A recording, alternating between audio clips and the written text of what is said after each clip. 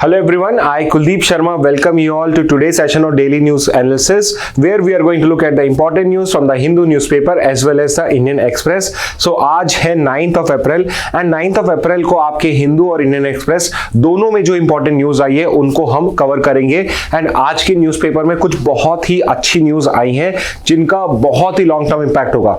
जैसे कि जो आज हम पहली न्यूज देखने वाले हैं, ये पर्टिकुलर न्यूज एक बहुत बड़ा टर्निंग पॉइंट है when it's come to power of governance. Yes, Hindu Indian Express में बहुत वाइडली कवर्ड हुआ है and the reason why it has been covered is कि ये एक बहुत बड़ा चेंज है, बहुत बड़ा अपडेट है when it's come to power of governor. और यहां पे हम बात कर रहे हैं power of governor when it's come to giving assent to the bills which have been passed by the state legislature. तो यहां पे before I go into what exactly the news is, let's understand कि governor की power क्या होती है या उससे भी पहले कि एक स्टेट लेवल पे आपका बिल कैसे पास होता है। ओके, तो क्लैट प्लस स्टूडेंट्स तो वैसे भी अदरवाइज पॉलिटी क्लास में इसको अच्छे से समझते हैं, बट फॉर अदर्स अगर मुझे कोई भी नया लॉ बनाना है तो वो लॉ अगर मैं सेंटर पे बना रहा हूं, सेंट्रल गवर्नमेंट पे या इंडिया के लेवल पे बना रहा हूं, तो वो पार्लियामेंट पास करती है, it is pass by the parliament. तो उसका प्रोसेस कुछ ऐसे होता है कि कोई भी जो मेंबर ऑफ पार्लियामेंट है, कोई भी मेंबर ऑफ पार्लियामेंट लोकसभा या राज्यसभा का, वो एक बिल इंट्रोड्यूस कर सकता है। He will introduce a bill और बिल होता है एक प्रपोजल। ये जो बिल होता है ये लोकसभा या राज्यसभा कहीं से भी इनिशिएट हो सकता है। अगर लोकसभा से इनिशिएट हुआ है और लोकसभा ने उसे पास कर दिया तो वो राज्यसभा जाता है। अगर राज्यसभा से इनिशिएट हुआ है और वो पास हो गया तो वो लोकसभा जाता है। जब कोई बिल दोनों हाउसेस से पास हो जाता है तो वो प्रेसिडेंट के पास में जाता है। अब यहां पे जो ये प्रेसिडेंट होता है ये एक्ट करता है on prime minister and council of minister की एडवाइस पे। जो आपका प्रेसिडेंट है वो बहुत कम जगह होती है जहां पे खुद का डिस्क्रिशन यूज करता है, दो तीन ही ऐसी सिचुएशंस है। अदरवाइज जो प्रेसिडेंट होता है वो प्राइम मिनिस्टर और काउंसिल ऑफ मिनिस्टर की एडवाइस पे वर्क करता है। तो यहां पे अगर प्रेसिडेंट उस बिल को एक्सेप्ट कर लेता है तो बिल लॉ बन जाता है। अगर प्रेसिडेंट वहां पे बिल को रिजेक्ट कर देता है तो बिल आपका वहीं डेड हो जाता है। या फिर तीसरा ऑप्शन ये होता है कि जो प्रेसिडेंट है वो वापस से बिल को रिकंसिडरेशन के लिए वापस से हाउस में भेज दे कि इस बिल में कुछ इश्यूज हैं, आप इसको वापस से रिकंसीडर करिए। अगर रिकंसीडरेशन करा जाता है लोकसभा राज्यसभा से और लोकसभा राज्यसभा को लगता है कि प्रेसिडेंट का ओपिनियन लेट्स से गलत है और वो कुछ भी अमेंडमेंट नहीं करते हैं, वापस से सेकंड टाइम अगर प्रेसिडेंट के पास भेजते हैं तो इस पर्टिकुलर सिचुएशन में प्रेसिडेंट को असेंट देना पड़ता है। और इस तरीके से आपका कोई भी सेंट्रल लॉ होता है वो आपका इंडिया के लेवल पे क्रिएट होता है। ओके, अब यहां पे हम पार्लियामेंट या प्रेसिडेंट की बात नहीं कर रहे हैं, हम यहां पे गवर्नर की बात कर रहे हैं। और बहुत टाइम से ये पर्टिकुलर इशू आपका कोर्ट के अंदर में, अदरवाइज पब्लिक सर्कल में भी बहुत टाइम से क्वेश्चन चल रहा था कि जो गवर्नर है उसकी बिल को लेके पावर कितनी होनी चाहिए, कहां जाके उस पर लिमिटेशन लगती। तो अगर मैं स्टेट लेवल पे बात करूं तो स्टेट लेवल में भी अगर कोई पर्टिकुलर मुझे लॉ बनाना है तो वो इनिशिएट या तो लेजिस्लेटिव असेंबली से होगा, और कुछ स्टेट्स के अंदर में सेकेंड हाउस भी होता है, जैसे लोकसभा राज्यसभा होती है। स्टेट लेवल पे you have legislative assembly, legislative council. ज्यादातर स्टेट्स के अंदर में अपार्ट फ्रॉम 8 स्टेट्स आपके लेजिस्लेटिव असेंबली एग्जिस्ट करती है। तो अगर कोई बिल लेजिस्लेटिव असेंबली ने पास कर दिया तो वो पर्टिकुलर बिल जाता है गवर्नर के पास, वो पर्टिकुलर बिल जाता है गवर्नर के पास में। और यहां पे गवर्नर के पास में अनलाइक प्रेसिडेंट, गवर्नर के पास में 4 ऑप्शंस होते हैं, 3 नहीं 4 ऑप्शंस होते हैं। पहला तो है कि उसने बिल को एसेंट दे दिया, दूसरा है कि उसने बिल को रिजेक्ट कर दिया, तीसरा है कि उसने बिल को रिटर्न कर दिया वापस से, और एक और चौथा ऑप्शन होता है जिसमें उसने बिल रिजर्व कर लिया प्रेसिडेंट के लिए। तो यहां पे गवर्नर के पास में कोई भी उसके पास जो प्रपोजल आया, जो बिल आया है, उसके साथ उसके पास 4 ऑप्शंस होते हैं करने के लिए। पहला तो होता है बिल को एसेंट दे देना, पास कर देना। दूसरा होता है कि बिल को रोक देना, विथहोल्ड कर देना। तीसरा होता है कि वापस से बिल को लेजिस्लेटिव असेंबली के रिकंसिडरेशन के लिए भेज देना। और चौथा है उस बिल को प्रेसिडेंट के लिए रिजर्व कर लेना, अगर यहां पे लगता है उसको कि ये जो पर्टिकुलर बिल है ये सेंटर की किसी पावर को डिस्टर्ब कर सकता है, सुप्रीम कोर्ट, हाई कोर्ट की पावर को डिस्टर्ब कर सकता है, या फिर ये कोई कॉन्स्टिट्यूशनल इश्यू से डील करता है, कुछ भी ऐसा, या अगेंस्ट द लॉ जाता है, अगेंस्ट नेशनल सिक्योरिटी जाता है। गवर्नर का डिस्क्रिशन, अगर गवर्नर को लगता है कि ये बिल प्रेसिडेंट को पास करना चाहिए तो वो बिल प्रेसिडेंट के पास जाता है। अब यहां पे इश्यू क्या है, यहां पे इश्यू ये है कि यहां पे जो पर्टिकुलर गवर्नर है इसके पास जब कोई बिल आता है लेजिस्लेटिव असेंबली से पास होके, अब ये गवर्नर कितने टाइम के अंदर में असेंट देगा, विथहोल्ड करेगा, उसे रिजर्व करेगा या उसको वापस से रिकंसिडरेशन के लिए भेजेगा, इसकी कोई भी टाइम लिमिट नहीं है। सो रिमेंबर, आपके कॉन्स्टिट्यूशन के अंदर में चाहे प्रेसिडेंट हो सेंटर पे, चाहे गवर्नर हो स्टेट लेवल पे, यहां पे इसके डिसीजन की कोई भी टाइम लिमिट नहीं दी हुई है, कोई भी टाइम लिमिट नहीं दी हुई है। और एक और वर्ड आपको समझ में आना चाहिए, जब गवर्नर या प्रेसिडेंट किसी बिल को विथहोल्ड करता है तो हम ये कह सकते हैं कि ये उसका वीटो पावर है, कि उसने बिल को वीटो कर दिया। तो बिकॉज अगर यहां पे कोई टाइम लिमिट नहीं दी हुई है और गवर्नर लेट्स से उस बिल पे बैठा हुआ ही है, उस पे कोई डिसीजन नहीं ले रहा है या प्रेसिडेंट कोई डिसीजन नहीं ले रहा है, तो उसके लिए हम कई बार ये टर्म भी लेते हैं जिसको बोलते हैं pocket veto. Pocket veto which means कि by not taking a decision he has basically rejected the bill। तो यहां पे जो ये पॉकेट वीटो की ये आपकी इंप्लाइड पावर गवर्नर के पास आ गई है, यही पर्टिकुलर पावर को या यही उसका डिसीजन नहीं लेगा, नॉन डिसीजन टेकिंग को यहां पे आपके सुप्रीम कोर्ट के अंदर में चैलेंज किया गया था। आई होप आपको ये समझ में आ गया होगा कि यहां पे मेन इश्यू क्या है, कैसे बिल पास होता है, चाहे आपका पार्लियामेंट लेवल हो चाहे स्टेट लेवल हो, और यहां पे प्रेसिडेंट और गवर्नर के पास में क्या क्या ऑप्शन होते हैं और ये पॉकेट वीटो का कंसेप्ट क्या है। ओके, तो यहां पे ये जो पर्टिकुलर गवर्नर की पावर है to withheld a bill, to basically reserve a bill और विथहेल्ड अ बिल और basically send the bill for reconsideration, इसको यहां पे आपके कोर्ट में क्वेश्चन करा था। अब यहां पे सुप्रीम कोर्ट का जजमेंट ये लैंडमार्क इसलिए है बिकॉज यहां पे यूजुअली गवर्नर इन बिल को तब नहीं प्रॉपर टाइम पे डिसीजन देते या उन पे कोई पर्टिकुलर डिसीजन लेते जब ये कोई अपोजिशन रूल स्टेट हो।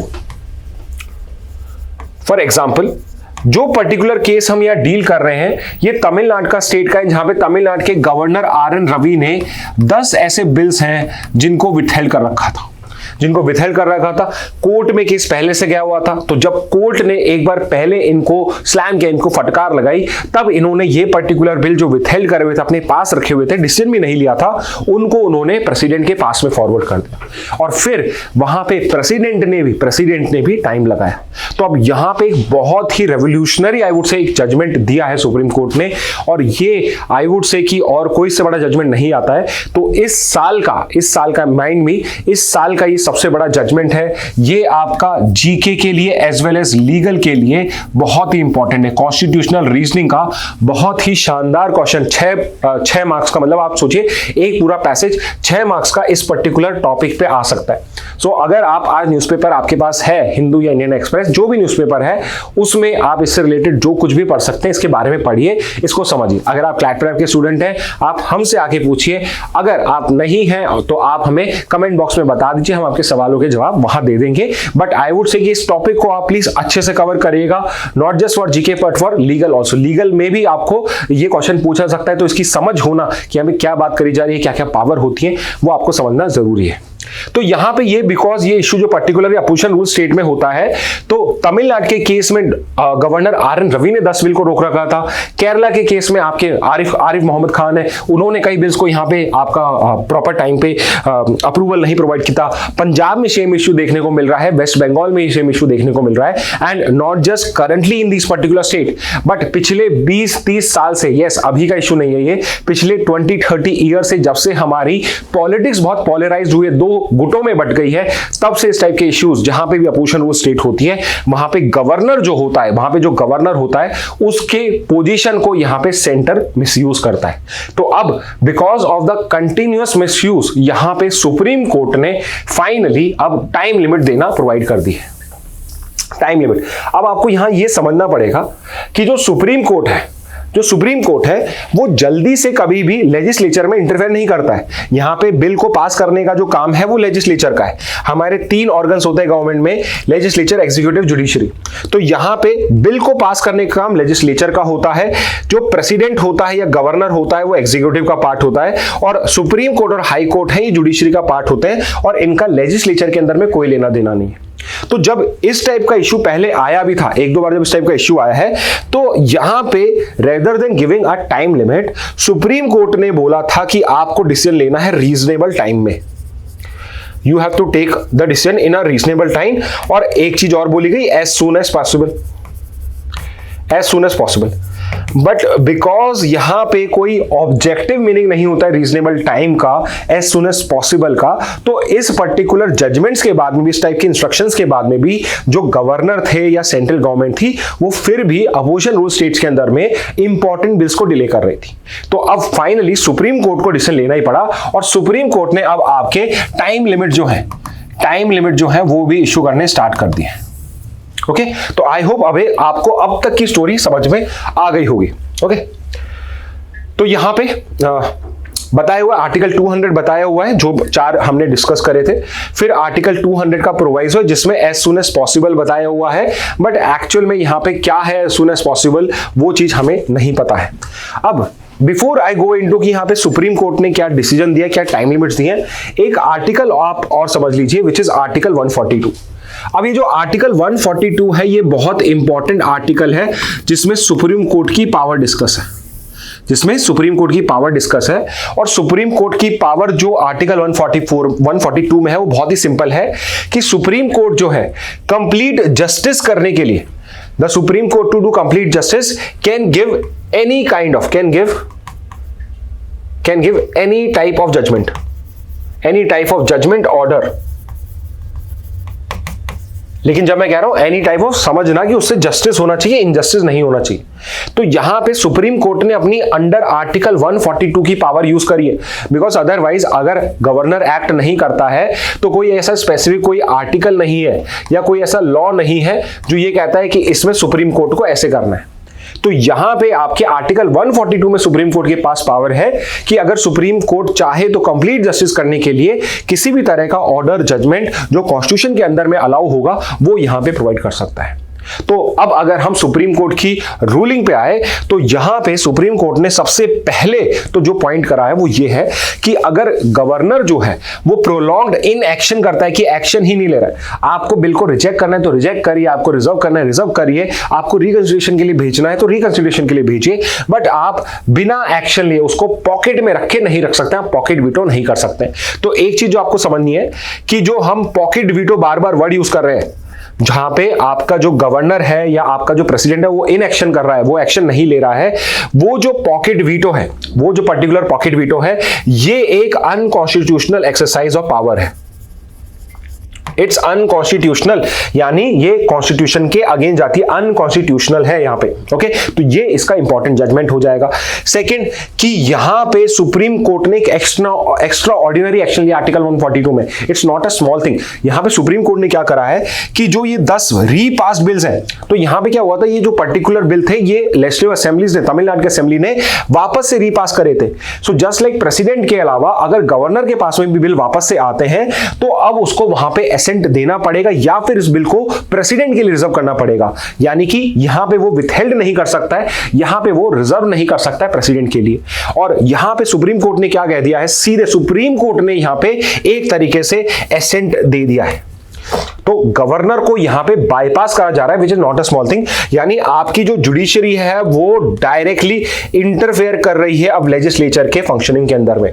ओके, सो ये एक छोटा जजमेंट नहीं है, ये एक छोटा डिसीजन नहीं, it's a big thing, it would have long term implication. अभी हमें यहां पे ये भी देखना पड़ेगा कि आपकी जो पार्लियामेंट है, लेजिस्लेटिव असेंबलीज तो ऑब्वियसली इसके फेवर में रहेंगे, बट आपकी जो पार्लियामेंट है वो इस पर्टिकुलर एक्शन को कैसे देखती है, बिकॉज जुडिशरी जो है वो लेजिस्लेचर के फंक्शनिंग में गवर्नर के रोल के ऊपर पे यहां पे एक्शन ले रही है। और एक और इंपॉर्टेंट चीज करी गई है कि इसके बाद जो पर्टिकुलर बिल प्रेसिडेंट के पास गए थे, उसमें प्रेसिडेंट ने 1 को एसेंट दिया, 7 को रिजेक्ट कर दिया और 2 को इग्नोर करा, और यहां पे ये जो पर्टिकुलर डिसीजन था प्रेसिडेंट का, इसको भी यहां पे वॉइड डिक्लेयर कर दिया है। So not just a governor, यहां पे ये जो 10 पर्टिकुलर बिल थे ये प्रेसिडेंट के पास में जो गए, इन सबको भी यहां पे जो प्रेसिडेंट ने यहां पे रिजेक्ट करा, इस पे एसेंट तो ठीक है, जहां पे रिजेक्शन करा है, जहां पे इग्नोर करा है, इन सबको भी वॉइड करा है, मतलब ये भी आपके पास्ट बिल है, ये भी आपके पास बिल है। तो ये एक छोटा डिसीजन है, इट्स अ बिग डिसीजन। तो इस डिसीजन को आप प्लीज अच्छे से समझिएगा, अगर नहीं समझ में आया कमेंट बॉक्स में बताइए, हम नेक्स्ट क्लास के अंदर फिर से रीडिस्कस कर लेंगे। और एक तरीका तो आपके पास वीडियो है तो सिंपल सा है कि आप रिवाइंड करिए, फिर से इस पर्टिकुलर न्यूज क्लिप को देखिए, सो आपको अच्छे से और समझ में आ जाएगा। ओके अब हम आते हैं एक इंपॉर्टेंट पॉइंट्स पे जो आई वुड से कि जीके का बहुत इंपॉर्टेंट क्वेश्चन बन जाएगा। वो ये है कि अब जो गवर्नर के ऊपर पे टाइम लिमिट्स इंपोज करी गई है वो क्या क्या है। तो ये एक बहुत इंपॉर्टेंट पॉइंट है। पहला तो है कि यहां पे 1 मंथ का टाइम लिमिट दिया है जिसके अंदर में जो गवर्नर है उसको एक्ट करना होगा cabinet advice to withhold assent, कि अगर उसको बिल को रिजेक्ट करना है तो कैबिनेट एडवाइस के 1 महीने के अंदर में, कैबिनेट मतलब चीफ मिनिस्टर और काउंसिल मिनिस्टर ने जो एडवाइस दी है उसके 1 महीने के अंदर में उसे ये डिसीजन लेना पड़ेगा। इससे ज्यादा वो अगर डिले करता है तो बिल ऑटोमेटिकली पास हो जाएगा, बिल को ऑटोमेटिकली पास मान लिया जाएगा, एसेंट मिल चुकी है ऑटोमेटिकली। सेकंड उन्होंने क्या करा है, 3 मंथ्स का टाइम ले सकता है वो, 3 मंथ्स का टाइम ले सकता है वो अगर उसको बिल को प्रेसिडेंट के लिए रिजर्व करना है even against cabinet advice. Chief minister और काउंसिल ऑफ मिनिस्टर ने स्टेट लेवल पे बोला है कि इस बिल को पास कर दीजिए, बट अगर यहां पे गवर्नर उस बिल को रिजर्व करना चाहता है तो उसे 3 महीने के अंदर में ये डिसीजन लेना पड़ेगा, 3 महीने से पहले वो नहीं कर सकता है। एंड थर्ड इज 1 मंथ का टाइम लिमिट होगा अगर कोई रीपास्ड बिल है जो उसके पास में वापस आए। तो लेट्स से कोई पर्टिकुलर बिल है जो आपने रिकंसिडरेशन के लिए आपने यहां पे वापस से लेजिस्लेटिव असेंबली को भेजा था, लेजिस्लेटिव असेंबली ने उसमें चेंजेस करके या बिना चेंजेस करे आपको अगर बिल दिया है तो यहां पे उसको एसेंट देना है आपको फिर से 1 महीने में। यानी कि आप एसेंट करोगे, विथहोल्ड करोगे या रिकंसिडरेशन के लिए भेजोगे, वो डिसीजन आपको 1 महीने में लेना है।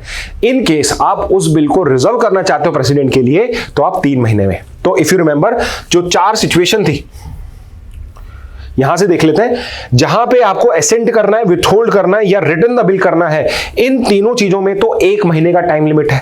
और जहां आप बिल को रिजर्व करना चाहते हो प्रेसिडेंट के लिए यहां पे 3 महीने का है। तो एक काम आप ये कर सकते हैं, इन 3 के आगे 1 मंथ लिख लीजिए, इसके आगे 3 मंथ लिख लीजिए। अलग से आप पॉइंट बनाना चाहे तो अलग से भी पॉइंट बना सकते हैं। ओके इसके बाद कुछ जनरल यहां पे ऑब्जर्वेशंस करी है सुप्रीम कोर्ट ने, जैसे कि सुप्रीम कोर्ट ने बोला है कि जो गवर्नर का रोल है वो एक फ्रेंड, गाइड एंड फिलोसोफर का होता है at the state level. Is a friend, guide and philosopher but not a road block. उसे रोड ब्लॉक की तरह वर्क नहीं करना है स्टेट के प्रोग्रेस के ऊपर पे, स्टेट के डिसीजंस के ऊपर पे।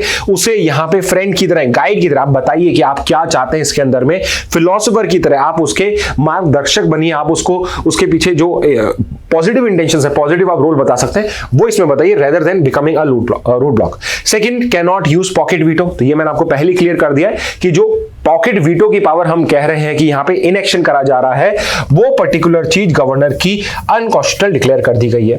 Third is there is no absolute restriction, action are subject to judicial review. अब ये क्या है, यहां पे आपकी जो सुप्रीम कोर्ट है वो क्लैरिफाई कर रही है कि जो आपका यहां पे गवर्नर है उसका डिस्क्रिशन एब्सोल्यूट नहीं होता। ये एकदम ऐसा नहीं है कि it is written in stone. यहां पे उसका जो डिसीजन है उसको जुडिशियल रिव्यू करा जा सकता है, विच मींस सुप्रीम कोर्ट और हाई कोर्ट उसके डिसीजन को चेक कर सकते हैं कि क्या वो जो डिसीजन है वो जस्ट, फेयर और रीजनेबल है या नहीं है। क्या जो डिसीजन था वो जस्ट है, वो फेयर है क्या, और क्या वो एक रीजनेबल डिसीजन है या नहीं है। एंड फोर्थ इज कि अगर यहां पे कोई आपको विथहोल्ड करना है, आपको कोई पर्टिकुलर बिल को रिजेक्ट करना है तो यहां पे you have to provide reasons. Without reasons आप विथहोल्ड नहीं कर सकते हो, और अगर रीजंस, विथहोल्ड करने के रीजंस या रिटर्न करने के रीजंस आपके प्रॉपर नहीं है तो वो जुडिशियली रिव्यू हो सकता है। आप समझ लीजिए कि यहां पे जुडिशियल रिव्यू का जो ऑप्शन है गवर्नर के डिसीजंस का, वो भी अब आपके सुप्रीम कोर्ट ने ओपन कर दिया है। तो गवर्नर की जो पावर है, सुप्रीम कोर्ट बहुत टाइम से ट्राई कर रही थी कि ये लोग मान जाए, ये रीजनेबल टाइम हम बोल रहे हैं तो 2 महीने, 3 महीने, 4 महीने के अंदर में कुछ ना कुछ डिसीजन लेना स्टार्ट करें। बट इन सम केसेस जो गवर्नर है वो 6 मंथ्स तक, 9 मंथ्स तक डिसीजन नहीं लेते हैं, उसके बाद प्रेसिडेंट के पास जाता है, प्रेसिडेंट भी 3 मंथ्स, 4 मंथ्स, 5 मंथ्स तक डिसीजन नहीं लेते हैं, और उस वजह से स्टेट गवर्नमेंट में जो इंपॉर्टेंट रिफॉर्म्स होते हैं वो रुक जाते हैं। तो इसलिए अब सुप्रीम कोर्ट ने देखा कि पानी सर के ऊपर चला चुका है, चला गया है, और अब हमें कुछ ना कुछ यहां पे एक्शन लेना पड़ेगा। तो फाइनली दे हैव डिसाइडेड कि यहां पे अब आपको इन टाइम लिमिट के अंदर में वर्क करना पड़ेगा। ओके तो इसका इंपैक्ट क्या होगा? It will strengthen federalism. Federalism क्या होता है? सेंटर और स्टेट जो है दोनों कॉन्स्टिट्यूशन से क्रिएटेड है और दोनों कॉन्स्टिट्यूशन से पावर डिराइव करती हैं। स्टेट अपनी एग्जिस्टेंस, अपनी पावर सेंटर से डिराइव नहीं करती है। तो जब यहां पे इलेक्टेड स्टेट लेजिस्लेचर कोई लॉ पास कर रहा है तो गवर्नर जो कहीं ना कहीं सेंटर से इंफ्लुएंस होता है वो पर्टिकुलर पर्सन नहीं डिसाइड करेगा कि कोई बिल पास होना चाहिए नहीं होना चाहिए, except for national security specific reason. तो यहां पे हम फेडरलिज्म को स्ट्रेंथन कर रहे हैं। और सेकंड पॉइंट है आपका, it will prevent misuse of governors discretionary power specially in opposition ruled states. Okay तो ये एक बहुत ही लैंडमार्क जजमेंट आया है। इस जजमेंट को आप जितना अच्छे से करेंगे उतना आपके लिए ये बेनिफिशियल होगा। ओके तो ये थी फर्स्ट न्यूज और बहुत ही इंपॉर्टेंट न्यूज है ये लॉन्ग टर्म के लिए भी। ओके नेक्स्ट न्यूज पे देखते हैं। नेक्स्ट न्यूज है RGI flags delay by hospitals in reporting births and death. तो आरजीआई जो है which basically stands for registrar general of India, ये एक इंपॉर्टेंट बॉडी है। आई एम श्योर आप सबके पास में बर्थ सर्टिफिकेट होगा एंड इन केस अगर किसी की अनफॉर्चुनेटली अगर किसी की डेथ हो जाती है तो वहां पे डेथ सर्टिफिकेट भी आपको चाहिए होता है। और ये जो बर्थ सर्टिफिकेट है एंड योर डेथ सर्टिफिकेट है ये बहुत ही इंपॉर्टेंट डॉक्यूमेंटेशन होते हैं स्पेसिफिकली आपके जितने भी गवर्नमेंट के वर्क है। एग्जाम्पल के लिए आपको बर्थ सर्टिफिकेट रिक्वायर्ड होता है at time of admission in a school. आप आधार के लिए जाते हैं तो आपका बर्थ सर्टिफिकेट वहां पे रिक्वायर्ड होता है as a proof of date of birth of you in case of creation of Aadhaar. तो आपका बर्थ सर्टिफिकेट वहां यूज होता है। Death certificate is basically the only document जिससे आपके फैमिली के अंदर में या जो भी पर्सन है उसका डेथ प्रूफ किया जाता है। तो लेट्स से अगर एग्जाम्पल मैं आपको दूं कि आपका कोई इंश्योरेंस क्लेम है, किसी पर्सन का लाइफ इंश्योरेंस है, उसका क्लेम आपको चाहिए तो बिना डेथ सर्टिफिकेट के वो क्लेम आपको नहीं मिल सकता है। यू कैन अंडरस्टैंड कि बर्थ सर्टिफिकेट और डेथ सर्टिफिकेट कितने इंपॉर्टेंट आपके डॉक्यूमेंट्स हैं। तो आपकी जो बॉडी बर्थ सर्टिफिकेट और डेथ सर्टिफिकेट के लिए रिस्पॉन्सिबल है वो है registrar general of India. Registrar general of India जो होता है ये एक पर्सन भी है, ये पर्सन भी अपने आप में एक ऑफिस है। तो जो ऑफिस और रजिस्ट्रार जनरल ऑफ इंडिया है ये मिनिस्ट्री ऑफ होम अफेयर्स के अंदर में वर्क करता है। और this is the body RGI is the body जो आपके हर 10 साल में सेंसस को कंडक्ट करता है। यस आपका जो पॉपुलेशन का रजिस्टर कह सकता हूं मैं, सेंसस जो है, ऑल्दो एक नेशनल पॉपुलेशन रजिस्टर हम क्रिएट कर रहे हैं अलग से जिसके अंदर में जो भी हमारे सिटीजन्स होंगे उन सबके भी नाम होंगे वहां पे, वो हम क्रिएट कर रहे हैं। बट इसके अलावा जो आपका सेंसस होता है वो भी ये कंडक्ट करता है। एंड इसके अलावा जो बर्थ सर्टिफिकेट और डेथ सर्टिफिकेट वाला पोर्टल है उसका नाम है सिविल रजिस्ट्रेशन सिस्टम। तो CRS इज द सिस्टम जहां पे सारा birth certificate and death certificate का आपका डेटा रहता है। तो इन केस कहीं पर भी कोई बर्थ होता है, कहीं पर भी कोई डेथ होती है, इंडिया के अंदर में कहीं भी कोई बर्थ हुआ, कोई भी डेथ हुई, वो सारा का सारा डेटा सिविल रजिस्ट्रेशन सिस्टम के ऊपर पे अपलोड होता है। It is compulsory registration of birth and death. India के अंदर में जितने भी बर्थ होती हैं, डेथ्स होती हैं, RGI is responsible for compulsory registration of birth and deaths. और आपको मैंने पहले बता दिया कि आपको बर्थ और डेथ सर्टिफिकेट क्यों रिक्वायर्ड होता है, बिकॉज जितने भी गवर्नमेंट के फंक्शंस होते हैं जो आपके साथ रिलेट करते हैं वो इन्हीं बेसिस पे आपको होते हैं। एज वेल एज आपकी आइडेंटिटी जो है इसको प्रूव करने का या आपकी डेथ को प्रूव करने का सबसे इंपॉर्टेंट जो सर्टिफिकेशन होता है वो यही होता है। किस पर्टिकुलर लॉ में फंक्शन करता है ये? तो ये फंक्शन करता है under registration of birth and death act of 1969। तो ये जो पर्टिकुलर एक्ट है इसके अंदर में आपका आरजीआई फंक्शन करता है। और ये 2023 में अभी रिसेंटली 2 साल पहले इसको अमेंड किया गया है। और यहां पे डिजिटल रजिस्ट्रेशन जो है वो कंपलसरी है, मैंडेटरी है। रिमेंबर कि अब सिर्फ आपका सर्टिफिकेट, एक रिटन सर्टिफिकेट से कुछ नहीं होगा, आपका एक डिजिटल सर्टिफिकेट भी यहाँ पे आपका अवेलेबल होना चाहिए। उसी बेसिस पे ऊपर आपको ये पर्टिकुलर सर्टिफिकेट या ये पर्टिकुलर आपका बर्थ सर्टिफिकेट और डेथ सर्टिफिकेट यहाँ पे अप्लाई होगा। ओके अब यहां पे इशू क्या हो रहा है कि बिकॉज बहुत टाइम से आपका 2011 के बाद से 2021 में आपका सेंसस नहीं हुआ था और अब 2031 में बहुत सून आने वाला है, यानी 20 साल होने वाले हैं करीब आपके सेंसस को हुए।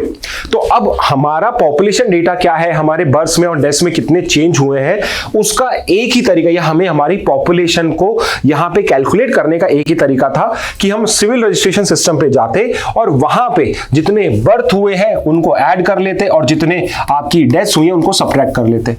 बट पिछले कुछ सालों से आपका जो ये सीआरएस सिस्टम है ये प्रॉपर्ली अपडेट नहीं हुआ है। एंड इसका इशू क्या है कि आपके जो हॉस्पिटल्स हैं या आपके जो प्राइवेट क्लिनिक्स हैं, पब्लिक क्लिनिक्स हैं, जहां पे ये बर्थ के केसेस या डेथ के केसेस होते हैं, वो सब रिपोर्टिंग के अंदर में डिले कर रहे हैं। फॉर एग्जाम्पल, आपका बाय लॉ रिक्वायर्ड है कि हॉस्पिटल्स को, चाहे गवर्नमेंट हो चाहे प्राइवेट हो, उनको जितनी भी बर्थ्स और डेथ्स हुई हैं विद इन 21 डेज में आपको रिपोर्ट करनी होती है। यूजुअली फैमिली खुद जल्दी से जल्दी अपना बर्थ सर्टिफिकेट लेने के लिए अपने बच्चों के लिए, या इन केस ऑफ डेड बॉडी कोई डेथ सर्टिफिकेट लेने में खुद से रहती है। बट इन केस यहाँ पे जो हॉस्पिटल्स होते हैं उन पे भी ड्यूटी होती है कि वो बर्थ और डेथ सर्टिफिकेट का जो डेटा है उसको सीआरएस पोर्टल पे आरजीआई को यहाँ पे प्रोवाइड करें। और अगर आप नहीं करते हो तो ये एक पनिशेबल ऑफेंस है जिसके अंदर में आपको फाइन भी किया जा सकता है।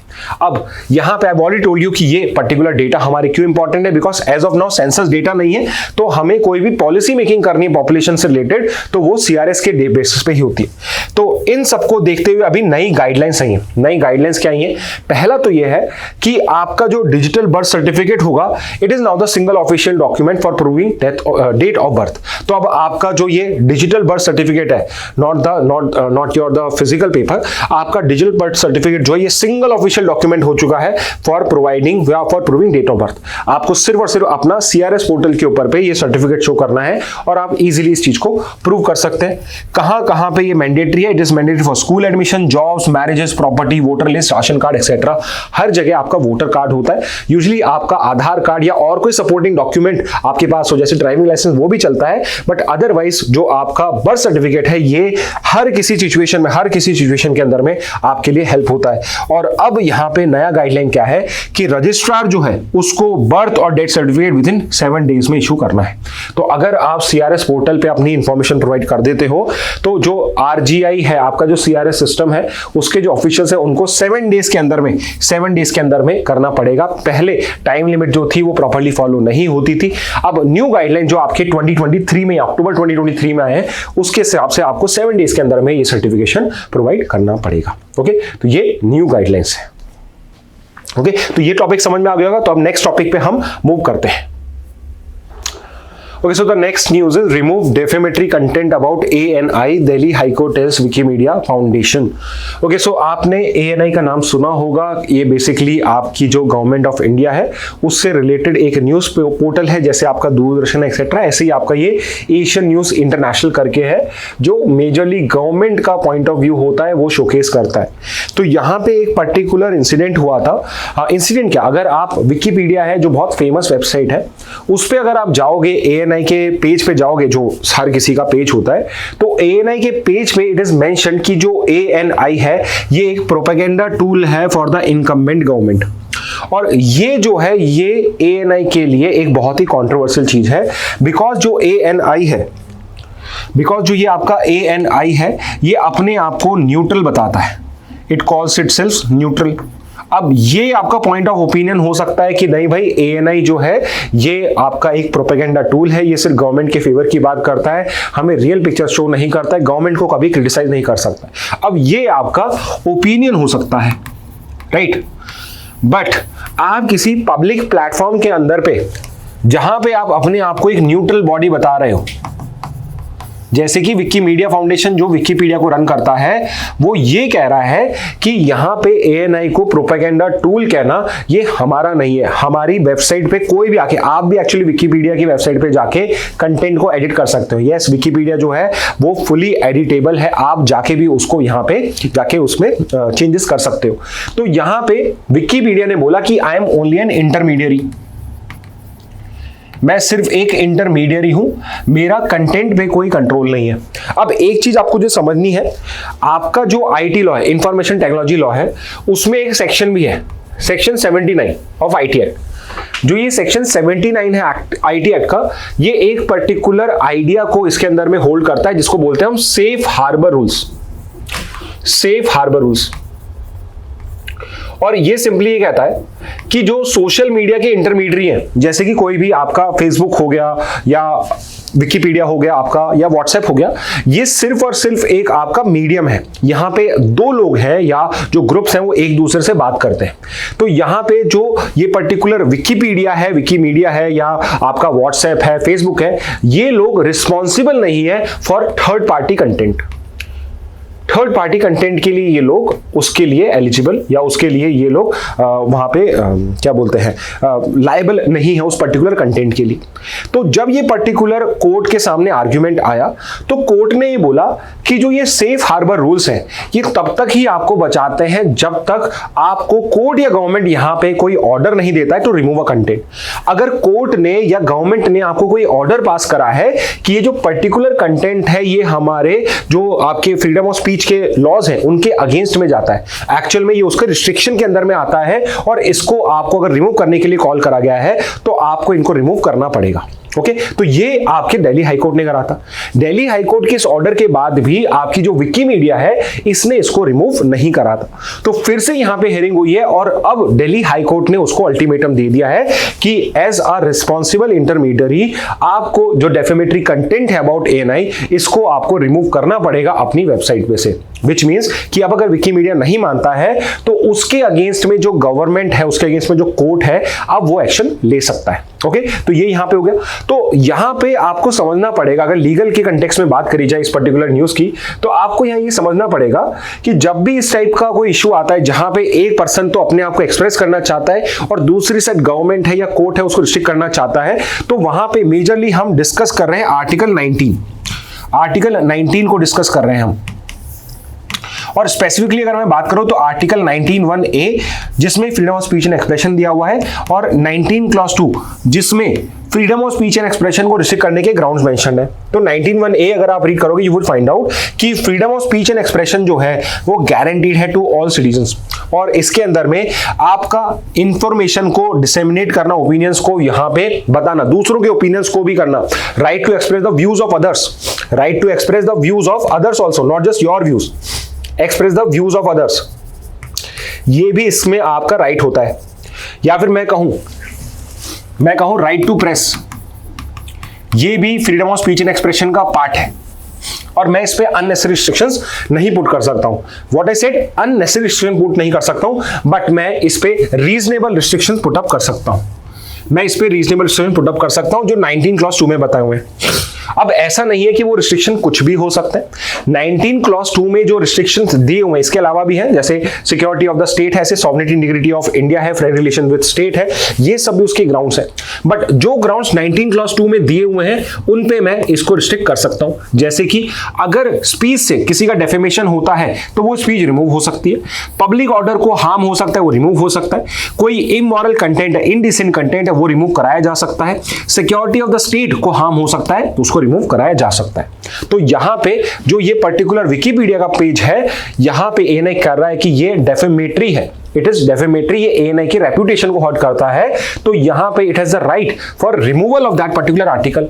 और विकिमीडिया जो है वो यहां पे सेफ हार्बर रूल्स को यूज नहीं कर सकता है। और यहां पे सुप्रीम कोर्ट ने एक और लॉ की बात करी है जो है आपका information technology intermediate guidelines and digital media ethics code rules 2021, जिसके अंदर में ये कहा हुआ है कि कोई भी ऑब्जेक्शनेबल कंटेंट अगर आपके मीडियम पे है तो आपको उसको प्रिवेंट करना है, आपको उसको रिमूव करना है। मोर ओवर यहां पे बोला गया है Wikipedia must ensure neutrality and not act like a blog और बायस ओपिनियन प्लेटफॉर्म। तो यहां पे विकिमीडिया जो है उसे न्यूट्रलिटी शोकेस करनी पड़ेगी। अगर कोई यहां पे आपके पास आ रहा है कि ये डिफेमेटरी है, डेफेमेटरी अगेंस्ट मी, तो यहां पे आप उस पर्टिकुलर ओपिनियन को रिमूव करोगे अगर वो विद इन लॉ है। और यहां पे कुछ ना कुछ ऐसा ही है, विकिमीडिया जो है वो इंटरमीडिएट होके अपने हाथ को यहां पे हाथ नहीं धो सकता कि भाई मैं रिस्पॉन्सिबल नहीं हूं। आपको अगर यहां पे कोर्ट कह रहा है तो आपको करना पड़ेगा। तो यहां पे ऑलवेज रिमेंबर, कभी आपके लीगल रीजनिंग में भी ऐसे क्वेश्चन आए तो 19 के ऊपर में हमेशा यही आता है कि क्या मेरा 19(1)(a में freedom of speech and expression है वो बड़ा है एज कंपेयर टू मेरा आर्टिकल 19 क्लॉज 2 या किसी रीजनेबल सेक्शन में, या तो ये बड़ा है या ये बड़ा है, इनमें से कौन सा ज्यादा इंपॉर्टेंट है, कौन सा है जो अप्लाई होगा, उस बेसिस पे डिसीजन लिया जाता है। ओके, तो ये है आपका रिगार्डिंग आज important high court judgment. Okay, next news है एक एडिटोरियल जो हम गो थ्रू करेंगे। सो बहुत सिंपल सा एडिटोरियल है, the gradual transformation of the home ministry. तो यहाँ पे ये एक पब्लिक एडमिनिस्ट्रेशन के टीचर हैं हार्वर्ड कैनेडी स्कूल के अंदर में, और इन्होंने the evolution of MHA ministry of home affairs के ऊपर पे एक आर्टिकल राइट करा है। बहुत सिंपल सा आर्टिकल है। तो यहाँ पे क्या होगा, इसको अगर हम करेंगे, इस पर्टिकुलर आर्टिकल को हम रीड करेंगे तो हमें मिनिस्ट्री ऑफ होम अफेयर्स का हिस्टोरिकल फंक्शन क्या था और अब रिफॉर्म्स के बाद में उसके क्या फंक्शन हो चुका है और उस रिफॉर्म के क्या रिजल्ट हुए वो हमें समझ में आएंगे। तो इस पर्टिकुलर आर्टिकल में आप अगर इसको रीड करोगे तो पहले MHA को इंट्रोड्यूस करा हुआ है, फिर इसके अंदर में MHA ने किन चीजों पे नया फोकस बनाया वो बताया हुआ है, कौन कौन से नए रिफॉर्म्स करे गए हैं और उन रिफॉर्म्स का यहाँ पे क्या ग्राउंड पे इंपैक्ट हुआ है वो यहाँ पे डिस्कस करा है। तो चलिए इसको डिस्कस करते हैं। तो पहले ट्रेडिशनल रोल ऑफ MHA बताया हुआ है एंड सिंपली यहाँ पे ऑथर कह रहा है कि ये एक क्राइसिस मिनिस्ट्री बन चुकी थी। क्राइसिस मिनिस्ट्री बेसिकली कि अगर कहीं पे कोई क्राइसिस है, कहीं पे कोई इशू नेशनल सिक्योरिटी का या इंटरनल सिक्योरिटी का कोई इशू हो रहा है, पुलिसिंग का कोई इशू है, तब जाके ये मिनिस्ट्री होती थी। यानी कि इसका कोई प्रोएक्टिव रोल नहीं था, रिएक्टिव थी ये पर्टिकुलर बॉडी। यानी कुछ हो रहा है तो उस पर रिएक्ट कैसे करना है। तो यही यहाँ पे लिखा है, reactive body stepping in during only rights, insurgency, disasters और स्टेट फेलियर्स। तो यानी कि जब कोई क्राइसिस हो रहा है तो उसको मैनेज करने, क्राइसिस मैनेजमेंट बॉडी की तरह ये आपका करती थी। मेनली फायर फाइटिंग पे था, कोई प्रिवेंटिव रिफॉर्म्स नहीं थे। और इंडिया का जो इंटरनल सिक्योरिटी का हॉटस्पॉट था उन पे इसका फोकस था, कश्मीर, नॉर्थ ईस्ट नक्सल अफेक्टेड एरिया। अब मेजरली आपका जो 70s 80s का पीरियड था वो बहुत ही टर्मोइल भरा था। पंजाब जो था उसमें बहुत इश्यूज थे, आपके कश्मीर के अंदर में आपके 90s के अंदर 80s 90s के अंदर में इश्यूज होना स्टार्ट हुए थे। नॉर्थ 60s 70s ऑनवर्ड्स ही आपका हमेशा से इशू वाला रहा था और नक्सल अफेक्टेड एरिया जो था ये भी 70s के बाद में आपका बहुत बड़ा एक इशू था। तो MHA का जो पूरा फोकस था वो सिर्फ इन्हीं के ऊपर पे था। But in the upcoming decades, मतलब 90s 200s 2010s के अंदर में आपकी जो MHA है उसने बहुत हद तक इनको कंट्रोल करने में बहुत इंपॉर्टेंट स्टेप्स लिए हैं, which also provided it opportunity कि अपने आप को कैसे इंप्रूव कर सकता है। तो यहाँ पे द ऑथर इज सेइंग कि जो प्राइम मिनिस्टर मोदी का मोटो था यहाँ पे, रिफॉर्म, परफॉर्म एंड ट्रांसफॉर्म, कि आप अपने आप को चेंज करिए, रिफॉर्म करिए, परफॉर्मेंस करिए और फिर सिस्टम को ट्रांसफॉर्म करिए। उस मोटो पे वर्क करते हुए यहाँ पे MHA ने, जो मिनिस्ट्री ऑफ होम अफेयर्स है, उसने कुछ इंपॉर्टेंट रिफॉर्म्स करे। जैसे कि अब जो आपका MHA वो किस पे फोकस कर रहा है, सबसे पहले वो वर्क कर रहा है मॉडर्नाइजेशन ऑफ फोर्सेस, कि rather than just training them in the traditional method, यहाँ पे हम फोर्सेस को मॉडर्नाइज कर रहे हैं, यहाँ पे हम टेक्नोलॉजी को अडॉप्ट कर रहे हैं। जैसे एक एग्जांपल दिया गया है CCTNS का, CCTNS का अगर ओके यहाँ पे है तो अदरवाइज मैं आपसे फुल फॉर्म पूछने वाला था। तो CCTNS वो स्टैंड करता है crime and criminal tracking network and system पे। तो यहाँ पे क्या है, जितने भी इंडिया के पुलिस स्टेशन है सबको एक जगह इंटीग्रेट कर दिया गया है, विच मीन्स कि अगर कहीं पे कोई भी अरेस्ट होता है, कहीं पे कोई भी क्रिमिनल अगर आपका यहाँ पे रिकॉर्ड में आता है तो वो पर्टिकुलर रिकॉर्ड अब आपको इंडिया में होगा। तो ये बहुत हेल्पफुल होता है जब किसी भी ऐसे गिरोह या ग्रुप की बात होती है जो इंटर स्टेट आपका फंक्शन करता है। जैसे आपने लॉरेंस बिश्नोई का नाम सुना होगा, तो वो मेजरली उनका एक्टिविटी एरिया इनिशियली जो था वो सिर्फ हरियाणा में बेस्ड था, बट धीरे धीरे उनकी जो उनके जो ग्रुप था, उनका जो ग्रुप था वो एक्सपेंड हो गया हरियाणा में, दिल्ली में, यूपी के अंदर में, पंजाब में, राजस्थान में, MP में, तो अलग अलग स्टेट में, और अब धीरे धीरे इंटरनेशनली भी वो अपना इन्फ्लुएंस इंक्रीज कर रहे थे। तो यहाँ पे जब CCTNS टाइप के आपकी टेक्नोलॉजी अडॉप्शन होता है तो ये उसको हेल्प करता है। Third is legislative reform. बहुत सारे लॉज हैं, बहुत सारे रूल्स हैं, रेगुलेशंस हैं जो अब रिडंडेंट हो गए थे, उनको यहाँ पे रिमूव करा गया है। मल्टी एजेंसी कोऑर्डिनेशन को इजी करा गया।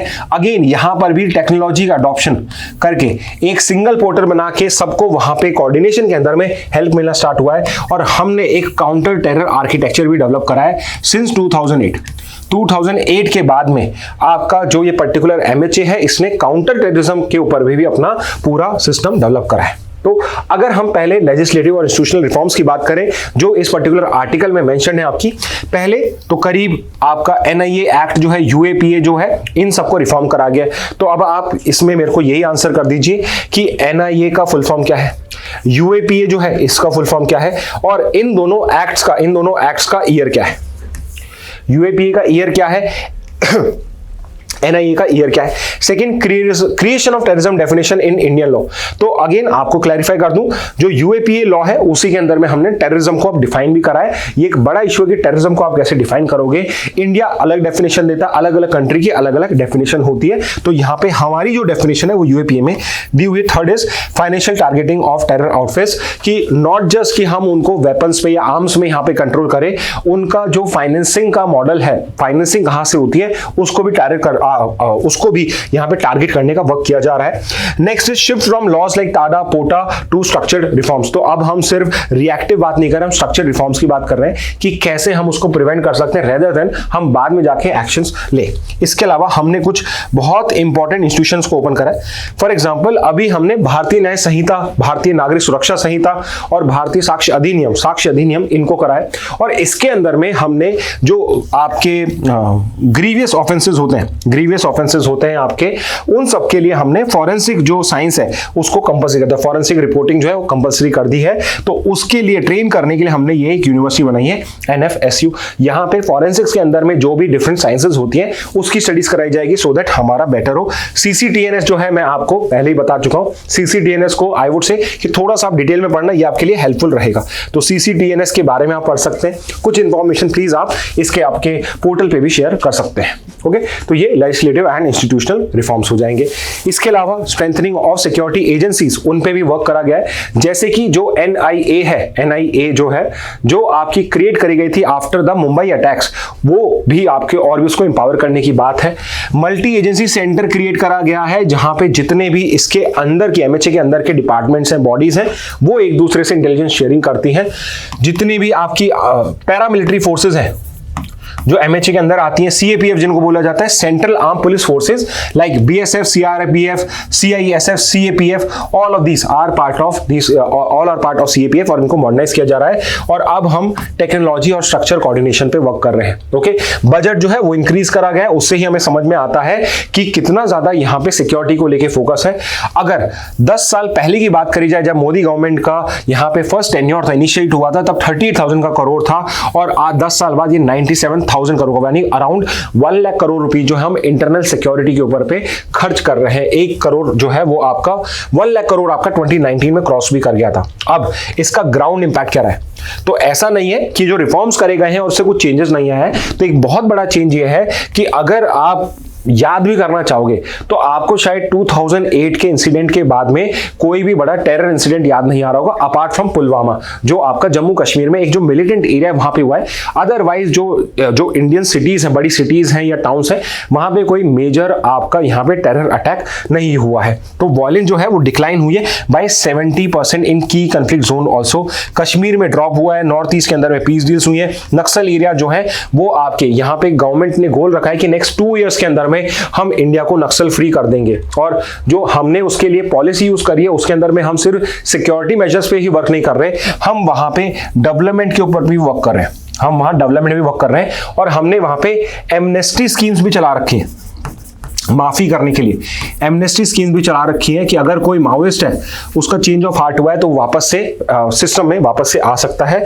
और we are actually working on improve political integration, law and order and economic activity in conflict provision. तो यहाँ पे हम एक हॉलिस्टिक अप्रोच ले रहे हैं, सिर्फ सिक्योरिटी पे वर्क नहीं कर रहे हैं हम, जहां पर भी हम उसमें बेटर कर सकते हैं डेवलपमेंट के अंदर में, इकोनॉमिक्स के अंदर में, उसको हम बेटर कर रहे हैं। ओके, एंड फाइनली अगर कंक्लूजन करना हो तो ये एक अब आपकी जो MHA as per the author, उनका कंक्लूजन क्या है कि ये सिर्फ एक क्राइसिस मिनिस्ट्री नहीं है, ये एक future ready reform driven institution है। प्रिवेंशन, प्रिपेयर्डनेस, इंस्टीट्यूशनल स्ट्रेंथ पे ये फोकस करती है and represents India's evolving internal security architecture. Okay, तो this is what the article is about. जो मैंने आपको कंक्लूजन दिया है वो एकदम लास्ट में दिया हुआ है, और उस कंक्लूजन पे ये ऑथर पहुंचा कैसे, तो ऊपर जो पॉइंट्स दिए हैं उस बेसिस पे हुआ है। तो why I am pointing it out कि आप ये अंडरस्टैंड करें कि जो भी ऑथर का कंक्लूजन होता है, अगर आपको इस पर्टिकुलर आर्टिकल का कंक्लूजन भी निकालना है, अगर नहीं होगा तो यू कैन सी हियर कि किस चीज में बात करी जा रही है कि पहले क्राइसिस मिनिस्ट्री थी, बट अब यहाँ पे ये रिएक्टिव से प्रोएक्टिव आपकी ये एक मिनिस्ट्री बनती जा रही है और उस रिफॉर्म्स के फायदे भी हो रहे हैं। तो यहां से आप कोई अगर आपको आपको कंक्लूजन भी पूछा जाए क्रिटिकल रीजनिंग में तो आप निकाल सकते हैं। ओके, तो ये रहा आपका एडिटोरियल। आगे मूव करते हैं हिंदू से ही। US Iran set to start direct high level talks over nuclear issues says Trump. तो डोनाल्ड ट्रंप ने यहां पे कहा है कि यूएस और ईरान जो है वो डायरेक्टली आमने सामने बैठ के जो न्यूक्लियर डील का इशू है उसको डील करेंगे। और एक्चुअल में डोनाल्ड ट्रंप ने इसके आगे ये ऐड करा कि अगर ईरान यहां पे न्यूक्लियर डील को साइन नहीं करता, फाइनलाइज नहीं करता है, so it is going to be a big devastation for Iran only. यानी कि डायरेक्टली वो यहां पे वॉर का थ्रेट तक दे रहे हैं कि आप ये नहीं करते। तो आप पहले ही, जब आप नेगोशिएशन से पहले ही यहां पे आपने कंडीशन पुट कर दी है कि आपके पास में कोई यहां पे ऑप्शन ही नहीं है apart from signing this particular agreement, तो यू कैन अंडरस्टैंड कि ये पर्टिकुलर नेगोशिएशन कहां जाएगी। और अगर आपने ईरान को ये सब बात बोली भी थी तो इसको आपने ओपन में बोल के अब ईरान को हॉस्टाइल भी कर दिया कि वो अब ओपनली कैसे मानेगा कि हमने ये जो पर्टिकुलर डील करी है ये थ्रेट के अंदर करी। But this is the reality now. Donald Trump है वो अपने हिसाब से करते हैं। पहले ही वो टैरिफ्स लगा के, सारी कंट्रीज के ऊपर भी टैरिफ्स लगा के पहले ही वो ग्लोबल इकोनॉमी को बर्बाद करने पे तुले हुए हैं। बट यहां पे अब ये एक और न्यूक्लियर वॉर या यहां पे एक और नॉट सिविल वॉर, एक न्यूक्लियर वॉर या एक रीजनल वॉर फिर से ईरान में या मिडिल ईस्ट के अंदर में इनिशिएट करने के लिए तुले पड़े। ओके, तो यहां पे पहले इतनी इनसिक्योरिटी है, इसको और किया जा रहा है। ओके, तो यहां पे अगर आपको ये न्यूक्लियर टॉक समझनी है तो आपको इसका बैकग्राउंड समझना पड़ेगा। तो आपको पहले तो ये समझना है कि ईरान जो है बिफोर 1979 जो ईरान था ये एक डिक्टेटरशिप था। यहां पे शाह का रूल होता था और वो जो शाह था वो मॉडर्न तो था but he was pro western, he was pro west and Iran was a very liberal open society but at the same time it was a Islamic country. तो एक डीप रूटेड इस्लामिक जो conservatism है वो भी society में exist करता था। तो यहां पे जब 1979 का टाइम आया तो ईरान के अंदर में एक रेवोल्यूशन हुआ एंड फाइनली जो डिक्टेटरशिप है या जो शाह का रूल है उसको यहां पे ओवरटर्न करा गया और यहां पे रूल आ गया अयतुल्ला का। और आपका जो ईरान है ये बन गया इस्लामिक रिपब्लिक ऑफ ईरान, जिसमें हाईएस्ट पोजीशन मिल गई अयतुल्ला को जो एक आपका रिलीजियस हेड होता है। ओके, इसके अलावा वहां प्रेसिडेंट भी होता है but real power leads is with the ayatollah only. और जो अयतुल्ला थे वो ही पावर में थे by being anti west. They were anti west from the beginning, they were anti west as well as they were anti Israel, and in the meantime they also had nuclear aspirations also. They wanted to become a nuclear power because they wanted to be the dominant power in the Middle East. और कुछ situation में उन्होंने ये openly भी बोला है कि जिस दिन ईरान के पास में न्यूक्लियर वेपन आ जाएगा उस दिन first thing which we are going to destroy Israel. यानी कि वो ओपनली बोल चुके हैं कई बार कि जिस दिन हम न्यूक्लियर स्टेट बन जाएंगे हम सबसे पहले इजराइल को खत्म करना चाहेंगे, इजराइल को डिस्ट्रॉय करना चाहेंगे। So obviously Israel would never agree to any deal जिसके अंदर में ईरान को न्यूक्लियर वेपन बनाने का करा जाए। हाउएवर 2015 के अंदर में आपका जो ईरान और यहां पे यूएस या मैं कहूं P5+1 ये ग्रुपिंग बनता है, यहां पे मेंशन भी है। 2015 में ईरान और P5+1 यानी permanent United Nation Security council के जो मेंबर्स हैं 5+1 जर्मनी, ये 6 कंट्रीज ने ईरान के साथ 2015 के अंदर में आपका एक एग्रीमेंट साइन करा जिसको बोला जाता है JCPOA। इसको बोला जाता है JCPOA, joint comprehensive plan of action. Okay, ये पर्टिकुलर यहां पे एग्रीमेंट साइन होता है। तो इससे पहले क्या था कि आपका जो अमेरिका था ऑन ईरान उसने बहुत सारे इकोनॉमिक सैंक्शंस लगाए हुए थे बिकॉज देयर वर न्यूज कि ईरान जो है वो न्यूक्लियर वेपन डेवलप कर रहा है। तो यहां पे ये पर्टिकुलर एग्रीमेंट साइन होता है और इसको यूएस ने स्पेयरहेड करा था। उसने बोला कि अगर ईरान अपना न्यूक्लियर वेपन प्रोग्राम जो है उसको स्टॉल कर देता, उसको खत्म कर देता, उसको रोक देता है तो उसके जितने भी इकोनॉमिक सैंक्शंस हैं उनको रिमूव कर दिया जाएगा। ओके, बट ईरान को इसमें क्या मानना पड़ेगा, ईरान को अपना यूरेनियम एनरिचमेंट जो वेपन बनाने के न्यूक्लियर वेपन बनाने के लिए आपको करना पड़ता है। न्यूक्लियर वेपन कैसे बनता है, उसमें आप न्यूक्लियर फ्यूल यूज करते हो, मेजरली यूरेनियम करते हो। यूरेनियम को आप प्योरीफाई करते रहते हो, एनरिच करते रहते हो। जितना प्योरीफाइड यूरेनियम होगा उतना ही तगड़ा आपका, उतना ही लीथल आपका वेपन बनेगा। तो एक लेवल से ऊपर एनरिचमेंट के बाद ही आप न्यूक्लियर वेपन कर सकते हो और ये एक बहुत इंपॉर्टेंट स्टेप होता है। और इसमें जो ईरान था वो भी प्रोग्रेस कर पा रहा था बट इस पर्टिकुलर ज़ेकोपा डील के अंदर में इट वाज प्रोवाइडेड कि ईरान को इस चीज को रोकना पड़ेगा। Second, you have to reduce centrifuge. It is centrifuge जिससे आपका न्यूक्लियर वेपन बनाया जाता है। और आपको IAEA, it's an international organisation, तो आप इसका फुल फॉर्म बता दीजिए, अगर यहां नहीं लिखा है तो आप बता दीजिए कि IAEA का फुल फॉर्म क्या है। एक, इसका हेडक्वार्टर कहां पे है, यूरोप के अंदर में है, एंड इसका इंडिया जो है वो मेंबर है या नहीं है। इज इंडिया अ मेंबर और नॉट अ मेंबर? अगर IAEA का अगर सवाल आता है तो ये 3-4 सवाल ही बनते हैं। किस साल में बना था, IA का फुल फॉर्म पूछ सकते हैं, हेडक्वार्टर पूछ सकते हैं, इंडिया मेंबर है या नहीं है ये पूछ सकते हैं। कि आपको ये चीजें, ये एक पर्टिकुलर इंटरनेशनल बॉडी है जो इंस्पेक्शन करती है जितने भी आपके सिविल न्यूक्लियर प्लांट है उनको लेके। ओके, तो ये चीज ईरान को एग्री करनी पड़ेगी। तो इस बेसिस पे अमेरिका ने और P5+1 ने क्या करा कि हम आपको जो सैंक्शंस हमने लगाए हैं उसमें रिलीफ प्रोवाइड करेंगे, आपके साथ वापस से ग्लोबल ट्रेड और ऑयल मार्केट्स के लिए आपके साथ में वापस से रीनेगोशिएट करेंगे, विच मींस ईरान जो एक ऑयल प्रोड्यूसिंग कंट्री है वो वापस से इजीली कंट्रीज को ऑयल बेच पाएगा। ओके, तो ये जो पर्टिकुलर इनका रेजोल्यूशन था, it was pass by United Nation Security Council also. United Nation Security Council का जो रेजोल्यूशन नंबर 2231 है उसने ज़ेकोपा को इंट्रोड्यूस कर दिया, को इंडोर्स कर दिया। ओके, कि ये आपका एक इंटरनेशनल एग्रीमेंट है जो हर कंट्री को फॉलो करना पड़ेगा। बट इसके बाद एंट्री होती है 2018 में डोनाल्ड ट्रंप की। डोनाल्ड ट्रंप की एंट्री होती है 2018 में। और डोनाल्ड ट्रंप जब आपके ऑफिस में एंटर करते हैं, उन्होंने कैंपेनिंग में बोला था कि जो ज़ेकोपा डील है ये अनफेयर है एंड ये अगेंस्ट अमेरिकन इंटरेस्ट है, ये ईरान को यहाँ फेवर करती है। यहाँ पे ईरान के सैंक्शन भी रिमूव कर दिए और ईरान जो है वो स्टीलथली यहाँ पे अपना न्यूक्लियर वेपन भी बना रहा है। तो एक्चुअल में ये जो पर्टिकुलर आपका एग्रीमेंट है इट इज यूजलेस एंड जैसे ही मैं पावर में आऊंगा मैं इस एग्रीमेंट को फाड़ के फेंक दूंगा, उसको थ्रो ऑफ कर दूंगा। और यहाँ पे जैसे ही वो आए पावर में, यूएस ने ज़ेकोपा से विड्रॉ कर लिया। ओके, और यूनिलैटरली विड्रॉ कर दिया। तो जैसे ही ये पर्टिकुलर चीज से 2018 में विड्रॉ करा, ईरान ने भी इससे विड्रॉ कर लिया and Iran decided to again do its uranium enrichment programme. तो यहां पे ये यूरेनियम इनरिचमेंट प्रोग्राम जो है ये वापस से इनिशिएट करा।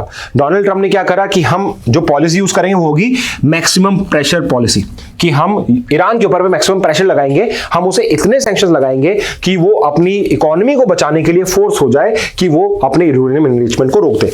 हाउएवर यहां पे उसका कोई फर्क नहीं पड़ा। ईरान जो था उसको बीच में एक थोड़ा सा पिछले 3-4 साल में ज़ेकोपा की वजह से थोड़ा ब्रीथिंग स्पेस मिल गया, थोड़ी बहुत इकोनॉमी को मिली एंड वापस से उसने अपना ये प्रोग्राम लॉन्च कर दिया। ओके, तो 2018 में विड्रॉ हुआ तो यहां से वापस से इशू हुआ।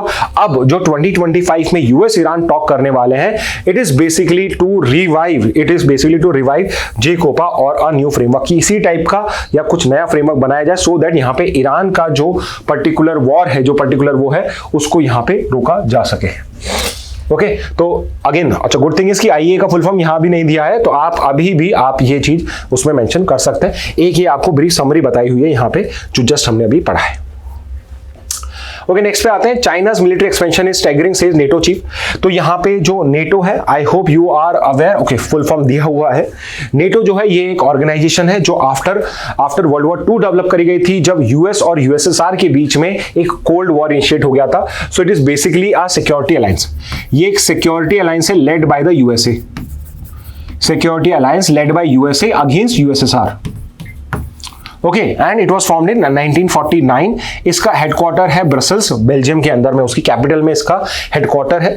और ये बेसिकली स्टार्ट किया गया था as a western alliance against the USSR, या सोवियत ब्लॉक था उसके अगेंस्ट में। और कहीं ना कहीं सोशलिज्म या कम्युनिज्म को यहाँ पे डिफीट करने के लिए कैपिटलिस्ट ग्रुप ने ये पर्टिकुलर आपका बॉडी बनाया था। और मेन पर्पस क्या था? It was a security alliance. तो यहाँ पे बिकॉज न्यूक्लियर थ्रेट बहुत ज्यादा हो चुका था यूएस और यूएसएसआर के बीच में, उसके लिए इन्होंने नेटो क्रिएट करा गया। और नेटो का सबसे इंपॉर्टेंट प्रिंसिपल यह है कि an attack against one country and an attack against one member is a attack against all, and for helping out that particular member all the member countries of NATO are going to help out. तो for example अगर Belgium जो है वो NATO का part है, तो यहां पे अगर बेल्जियम पे कोई सोवियत यूनियन की country, non NATO country attack करती है, तो जितने भी नेटो के मेंबर्स हैं they are going to come and help out that country, यानी सबके सब उसके अगेंस्ट में फाइट करेंगे। ओके, तो यहां पे ये नेटो क्रिएट करा गया था।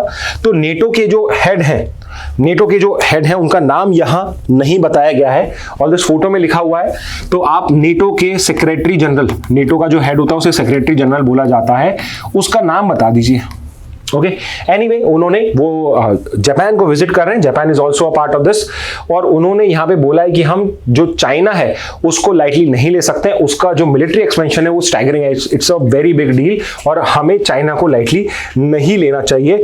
That's why he is sending a signal to all the NATO members कि हमें भी हमारे सिक्योरिटी को इंप्रूव करने की रिक्वायरमेंट है।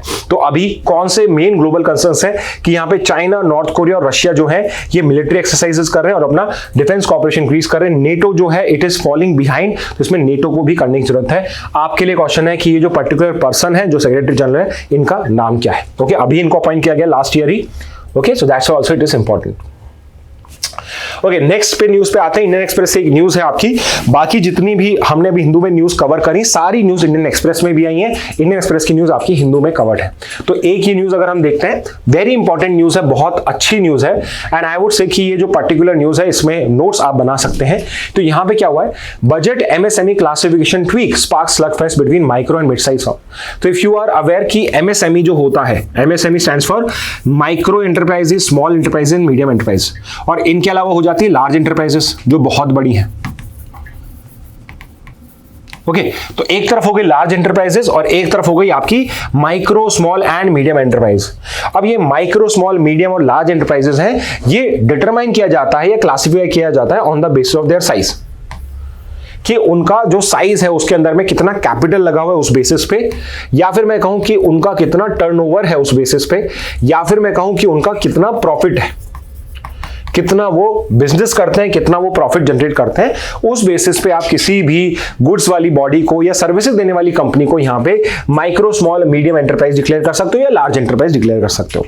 अब यहां पे जो गवर्नमेंट है उसका बहुत फोकस रहता है on development of this MSME sector. And why so, because MSME sector वो सेक्टर है आपका इंडस्ट्रीज के अंदर में जो मैक्सिमम एम्प्लॉयमेंट प्रोवाइड करता है।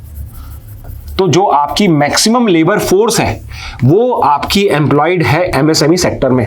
आपका जो पूरा मिडिल क्लास है, लोअर मिडिल क्लास है, बहुत हद तक 80% प्लस 90% प्लस आपका वो एमएसएमई सेक्टर में इन्वॉल्व है।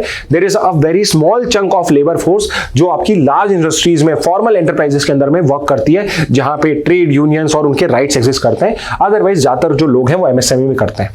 अब यहां पे जो गवर्नमेंट है वो एमएसएमई सेक्टर के लिए अलग अलग स्कीम्स निकालती है, इनके लिए अलग अलग स्कीम्स निकालती है, सो दैट वो एमएसएमईज को यहां पे सपोर्ट कर सके, उनको ग्रो करने में, उनको ग्रो करने के अंदर में हेल्प कर सके। तो इस बार का जो आपका बजट आया था उसमें माइक्रो, स्मॉल और मीडियम क्या होती, कैसे हम डिटरमाइन करेंगे, उसको चेंज करा गया। जैसे कि आपके सामने, and this is an important chart, कि अगर मेरे को बताना है कि कोई माइक्रो इंडस्ट्री है या नहीं है, माइक्रो एंटरप्राइज है या नहीं है, तो ये मैं कैसे डिटरमाइन करूंगा। तो पहले था कि अगर उसमें इन्वेस्टमेंट है 1 करोड़ का, उसकी जो मशीनरी है, उसमें जो पर्टिकुलर लैंड की वैल्यू है, अगर मैं टोटल करता हूं, अगर उसकी वैल्यू 1 करोड़ तक है तो वो आपका एक माइक्रो इंडस्ट्री है। अब क्या हो गया, नई इन्वेस्टमेंट कैप क्या है, उसको 2.5 टाइम्स कर दिया है। तो जो भी ओल्ड है उसको 2.5 कर देना, 2.5 को 1/2.5 कर देना, न्यू का 1/2.5, तो आपको ओल्ड पता पड़ जाएगी, कोई भी एक याद कर लेना। उसको 2.5 टाइम्स कर दिया, यानी कि अब 2.5 करोड़ 2.5 करोड़ तक की कोई अगर इन्वेस्टमेंट वाली एंटरप्राइज है तो वो माइक्रो कहलाएगी। ओके, अगर मैं ये क्राइटेरिया यूज नहीं करता हूं, मैं दूसरा क्राइटेरिया यूज करूं, तो वो है टर्नओवर का क्राइटेरिया। ओके, तो यहां पे प्रॉफिट का क्राइटेरिया नहीं यूज कर रही है अभी गवर्नमेंट, यहां पे एक तो इन्वेस्टमेंट का कर रही है कि कितना कैपिटल है उसमें, ओके, और दूसरा है उसकी बिजनेस कितना है, कितना वो ट्रेड करती है। टर्नओवर और प्रॉफिट में क्या होता है, टर्नओवर है कि फॉर एग्जांपल अगर मैंने 100 रुपए के से 10 पेन बनाए तो मेरा, और मैंने इतने का बेचा, तो मैंने यहां पे 10 पेन 100 रुपए के कमाए, तो 1000 रुपए के, 1000 रुपए का यहां पे मैंने टर्नओवर करा है, मतलब मेरा टोटल सेल्स है। अब इस पेन के अंदर में मैंने इसका जो कॉस्ट प्राइस है वो नहीं निकाला है, तो हो सकता है 100 रुपए का पेन था, 90 रुपीज का था, यानी मुझे 900 रुपीज का यहां पे मेरा कॉस्ट भी सब्ट्रैक्ट करूंगा, यानी मुझे फायदा हुआ है, प्रॉफिट हुआ है 100 का, बट मेरा टर्नओवर है 1000 crore, this is my total sales. तो उस बेसिस पे एक बिजनेस को भी हम माइक्रो, स्मॉल या मीडियम डिटरमाइन करते हैं। तो पहले था इन्वेस्टमेंट के कैपिटल के बेस पे 1 करोड़, अब उसको 2.5 टाइम्स कर दिया 2.5 करोड़। टर्नओवर के बेसिस पे देखा जाए तो पहले पहले 5 करोड़ तक का बिजनेस वाले माइक्रो होते थे, अब क्या हो गया है 2 टाइम्स 10 करोड़ तक वाली जो कंपनी है वो माइक्रो की डेफिनेशन में फॉल करेगी।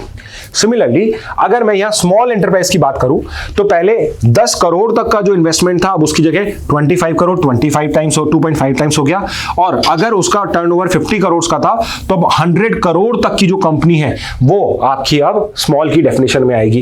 And third is for medium, पहले 50 करोड़ होती थी मीडियम की लिमिट, अब 125 करोड़ तक की जो कंपनी है वो आपकी अब एक मीडियम एंटरप्राइज की डेफिनेशन में फॉल करेगी। और अगर टर्नओवर की बात कर जाए तो 250 करोड़ से अब वो हो चुका है 500 करोड़ रुपीस तक का टर्नओवर।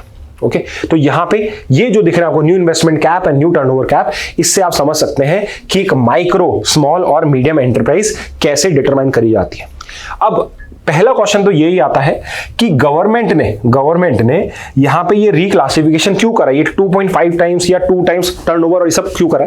इट इज बिकॉज कि अगर मैं यहां पे कोई स्कीम लेकर आता हूं माइक्रो एंटरप्राइज के लिए, स्मॉल के लिए, मान लो एक माइक्रो एंटरप्राइज हो और गवर्नमेंट ने मुझे टैक्स रिलीफ दिया कि आपको टैक्स नहीं पे करना है, तो यहां पे अगर मेरा जो पर्टिकुलर बिजनेस है वो 5 करोड़ के आसपास आएगा तो आई वुड बी लाइक कि अगर मेरा बिजनेस अब बढ़ा, या लेट से मैंने 1 करोड़ का इन्वेस्टमेंट करा है, अब अगर मेरे को ये मन में आता है कि अगर मैंने मेरे जो पर्टिकुलर फैक्ट्री है इसके अंदर में और इन्वेस्टमेंट करा और इसकी वैल्यू 1.5 करोड़ रुपए हो गई या 2 करोड़ रुपए हो गई, तो मुझे फिर अब माइक्रो एंटरप्राइज नहीं माना जाएगा, तो स्कीम के मुझे बेनिफिट नहीं मिलेंगे।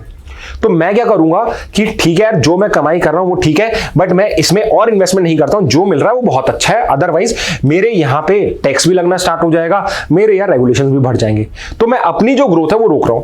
तो ये चीज माइक्रो में भी है, स्मॉल को भी कोई अलग यहां पे बेनिफिट होगा, मीडियम को अलग बेनिफिट होगा, हर कोई भी अपने आप को ग्रो नहीं करना चाह रहा है, जानबूझ के अपनी ग्रोथ को रोक रहा है, बिकॉज आप जैसे ही बड़ी कैटेगरी में आते हो आपके बेनिफिट चले जाते हैं और प्लस आपके रेगुलेशंस बढ़ जाते हैं। तो यहां पे गवर्नमेंट ने क्या करा है, इनको ग्रोथ का स्टिमुलस देने के लिए इनकी जो इन्वेस्टमेंट कैप है और टर्नओवर कैप है इसको यहां पे इंक्रीज कर दिया है। ओके, तो ये चेंजेस है, तो आपको नए जो टर्नओवर्स हैं, इन्वेस्टमेंट के कैप्स हैं, ये याद होने चाहिए, आपको पता होने चाहिए। This is going to be very helpful for you. अब यहां पे ये जो चेंजेस करा है गवर्नमेंट ने तो ये सोच के करा है, बट यहां पे एक पर्टिकुलर ऑर्गेनाइजेशन है लघु उद्योग भारती, जो आरएसएस जो है राष्ट्रीय स्वयंसेवक संघ, उससे एफिलिएटेड बॉडी यानी बीजेपी से रिलेटेड बॉडी है, और वो ये कह रहा है कि बिकॉज जो एमएसएमई सेक्टर में मीडियम एंटरप्राइजेस है जिसकी आपने लिमिट 250 करोड़ तक की बना दी है, 500 करोड़ तक का टर्नओवर कैप बना दिया है, जो मेजॉरिटी ऑफ बेनिफिट्स जो एमएसएमईज को मिलते हैं यानी माइक्रो स्मॉल को मिलते हैं वो अब सारे के सारे मीडियम एंटरप्राइज ले जाएगा। ओके, तो एक लिमिट ही होगी हर किसी उस पर्टिकुलर सब्सिडी को लेने की या कोई ना कोई टैक्स रिलीफ को लेने की। तो यहां पे ये क्लेम कर रहे हैं कि जो माइक्रो स्मॉल एंटरप्राइजेस हैं उनको तो कोई बेनिफिट मिलेगा नहीं, बिकॉज अब मीडियम वाली भी उस कैटेगरी में फॉल कर रही है जिसमें पहले माइक्रो स्मॉल ही करती थी। तो इसलिए यहां पे जो ये पर्टिकुलर बॉडी है इट वांट्स कि आप माइक्रो स्मॉल को भी अलग कर दीजिए और मीडियम को अलग कर दीजिए, तो यहां पे आपको प्रॉपर हेल्प मिल जाएगा। क्या है, जैसे 25% public procurement Kota for MSE के लिए था, अब मीडियम को भी यहां पे साइज बड़ा कर दिया तो वो भी इसके लिए एलिजिबल हो जाएगी एमएसएमई सेक्टर में।